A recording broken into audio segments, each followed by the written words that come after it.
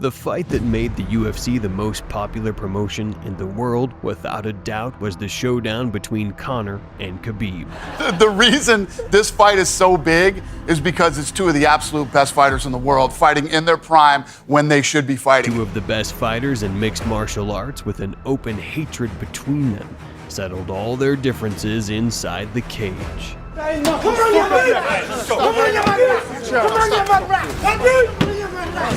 I want to take him down, speak with him, slap him. This is what I want to do. And finish is high. I don't give a fuck what he's going to try and do. He's going to be swinging wildly like he is, sloppy, shooting for the legs.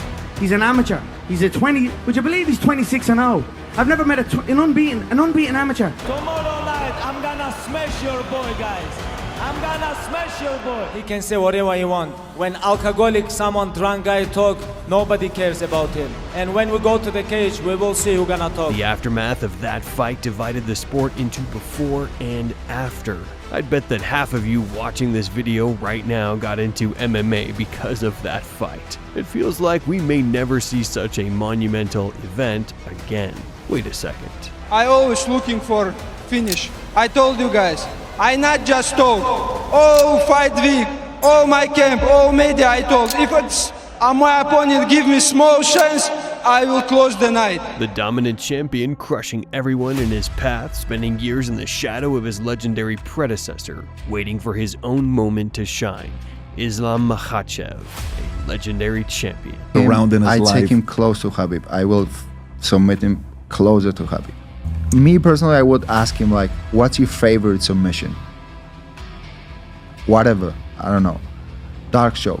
I'm gonna submit you with that. A champion who has matched every achievement of Conor McGregor and maybe even surpassed it. Why has the potential fight between Makhachev and Topuria been dubbed the new Khabib versus the new Conor? Why is this fight the most highly anticipated and sought after in the world of mixed martial arts? Getting so much attention. Let's talk about that right now. Another massive fight would be Ilia versus Islam too. And it's not that if I'm gonna win the belt, I'm gonna do it. I'm gonna knock him out in the first round. They always used to be like this, but after the fight, you know what's happened. Ilia Topuria, double UFC champion. This guy predicts his knockouts, accurately describing the scenario of the fight before it even happens. But there's a difference already in how Charles is absorbing these shots. Well, he's already busted up. Oh! Out cold. A man of his word. Oh my goodness. And now the new UFC lightweight champion, Ilia Topuria. He said he was going to knock him out in the first round, and he did it. UFC champion in the featherweight division. UFC champion in the lightweight division, claiming titles with brutal knockouts. At just 28 years old, this guy has achieved incredible heights. From a punching power standpoint, he knocks out Volkanovski, Holloway, and Oliveira, three amazing fighters in a row. Is he the hardest hitter pound for pound that the UFC has ever had? He's on a great 3-fight win streak for sure. All legends that he knocked out. I don't know. I don't know where he sits pound for pound punching power, but moving up a weight class like that and doing what you say you're going to do in the first round and the way he did it is very impressive. But what if we take a moment to delve a bit into history? 2-division concurrent champion in the sport. I think he's a unique guy in a very it's almost like we don't have a word strong enough. Unique is not really a strong enough word. Mystic Mac. That was the nickname given to Peak Conor for his magical ability to predict the outcome of his fights. Though the Irishman often mixed trash talk with serious claims, he genuinely believed in his words. I really wanted to finish. I can't stress that enough. I'm here to put people away. Every single one of them is in danger with me all times of the fight, but I pose different movements and different reactions than anybody on the roster, not just the division. So I am highly confident I will shut Jose Aldo down in spectacular fashion and take over the game. I say it how I want to say it, yeah? The king speaks however he wants. Even though McGregor traded greatness for alcohol, money, and public attention, he still remains a legend of the sport. Every fan should show respect to Conor at the peak of his career, because the Irishman did truly incredible things before he met his worst nightmare. I'm gonna come, just send me a message. Of course they know, a lot of security here, media, it's gonna be big, you understand, they come with 30 people. Come here, send me a message, like location, I'm gonna come, whatever you want, doesn't matter, Ireland, New York, Brooklyn or Moscow, doesn't matter. Tell me, where? Smash me, mate. Smash me. Smash me. You say send location. Here it is, right here in front of you. I'm right in front of you. Did you not see me outside the bus now? Did you not see me right in front of you outside the fucking bus? I showed you my hands, no weapons. The first thing when I showed up at that bus, I showed not my hands to let it know I come here unarmed, no weapons. Step off the bus. You talk the big game, now I'm here. He done fucking nothing. He sat and took a shit on that bus, hid and cowered behind fucking women and caused what happened to happen. So that's fucking that. A little-known fighter with a modest fan base but incredible skills became the judgment day for the legendary Irishman. That night, Khabib took his opponent's soul, but he had yet to fully reveal himself. How is your thought process right now heading into tomorrow night?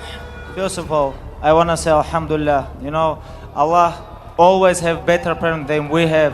And you know, this week they asked me fight with 5 different guys. Hey, I say I'm tired about this. If you can bring King Kong and he can make 155, let's go. Khabib cleared out the entire division, cementing himself as the most dominant champion in the division's history. According to analysts, he never lost a single round in his career. The Dagestani Eagle was ready to fight anyone, and that's what made him the greatest lightweight champion. But history always has a way of rewriting itself, and his protege came next. Now you know, Dana, now you know. Honestly, I'm very happy because now nobody can say something. I feel like #1 best fighter in the world right now. Islam Makhachev, to some extent, surpassed Khabib. He broke Nurmagomedov's title defense record, fighting the best fighters of his time. His resume includes victories over Oliveira, who was on a 13-fight win streak, Volkanovski on a 22-fight win streak, Dustin Poirier, Moicano, and other top fighters of the era. 2 fighters from Dagestan with the same childhood, training under the legendary coach Abdulmanap, literally took control of the entire division. But once again, history repeats itself. There's a guy named Artem who is Conor's best friend. He's from Russia. Khabib is from Russia too. Okay. There was some kind of Russian stuff going on between those two in New York, and Khabib slapped him. Surrounded him with his friends and slapped him. He picked up the phone and called Conor. That's said, embarrassing, Khabib isn't slapped me. Conor fueled up the G650 and loaded it up with Irish guys. They flew to New York and attacked the bus that he was on. Attacked the bus. Dana helped define the turning point in this legendary story, but the conflict between the fighters began long before the bus incident. No, you know, I like Conor McGregor, but he come on 55. For me, it's smash. At one point, the fighters even had a joint photo together and maintained a warm relationship. But that was until the fighters' ambitions and interests began to outweigh their friendship. Like, we don't know, maybe Conor make different decision? Maybe. This is #1 bullshit. I talk with Dana between every rounds. I talk with him, I say, hey, don't send me no more your fake country. The UFC's PR machine made a choice in favor of the money-making champion who generated millions in pay-per-view. Nurmagomedov was left aside. He wasn't given the chance to fight for the title, despite being considered the top contender for the belt. Your guy, beginning of the year, he tap like chicken. End of the year, he fight for the title. I wanna fight for your chicken because this is #1 easy fight in lightweight division. And here the story repeats itself in an incredible way, but with a few changes. Now, Ilia will face challenges similar to those Khabib encountered. He's the world champion in the lightweight division. I want to move up the lightweight division, and I wanna face him. As soon as Ilia dispatched Volkanovski, he immediately expressed his desire to fight Makhachev. For Ilia, 2 things were crucial here: his wish to meet the best fighter in the world, according to the pound-for-pound ranking, and to win his second belt. But Dana White is not considered one of the best promoters in the world for nothing. Instead of making Makhachev fight Topuria, he decided to delay and play the long game. Topuria was given a mandatory title defense. Ilia handled this task with ease and knocked out Max Holloway. Meanwhile, Islam was looking for his next opponent and contemplating a new title to add to his legacy. It seemed like the Topuria-Makhachev fight would be announced soon, but suddenly Islam got Arman Tsarukyan as his opponent. Ilia could no longer hold back and decided to play big. Because I really believe that I can beat the current champion, Islam. I really think that he's a great champion. You can't be a world champion by chance, you know, you have to do things great. He's a beast. Yeah, he's a beast. Yeah. But I like the competition. Now, of course, he's calling out Islam Makhachev because he ducked him, he ran away from the division. But here was a very interesting detail that helps us see the whole puzzle. The night he fought Max, I believe that night that Lopez and Volkanovski were both in the audience, and Volkanovski made the move. Lopez should have cut past him and jumped in the octagon, but Volkanovski did it, and that fight got made. I believe the way that Ilia shook his hand and paid him respects, he knew in that moment he was never going to weigh 145 pounds again. I hope he actually weighs in on that. I'd be very curious. Both the UFC bosses and Ilia knew full well that after this fight with Holloway, Ilia would never fight again in the featherweight division. The league guaranteed Topuria a lightweight title shot under any circumstances, but fate had its own plans. Makhachev couldn't rise to the welterweight division because his friend Belal Muhammad held the title there. But as soon as Jack Della Maddalena became the new champion, all the cards were laid on the table. Islam Makhachev has vacated the belt at 155 pounds. You all know Ilia Topuria, undefeated, 16-0,